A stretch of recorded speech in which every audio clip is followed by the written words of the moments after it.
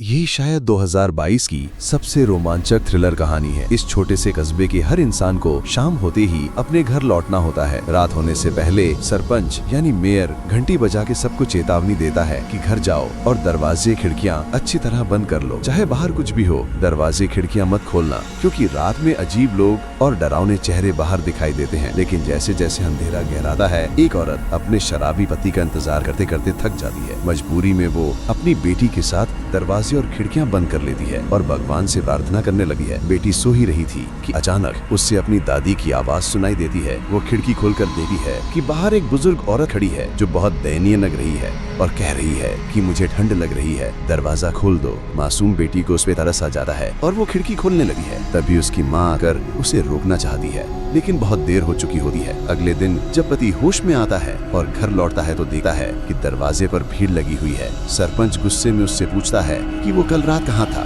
बात पूरी करने से पहले ही सरपंच उसे थप्पड़ मार देता है। फिर आदमी को अंदर ले जाया जाता है, जहाँ उसकी पत्नी और बेटी की लाशें पड़ी होती हैं, जिन्हें राक्षसों ने खा डाला था। आदमी घुटनों के बल गिरकर पछतावे के आंसू बहाने लगा है, लेकिन अब बहुत देर हो चुकी होती है। इसी बीच एक यात्री परिवार अपनी गाड़ी से वहाँ से गुजर रहा होता है।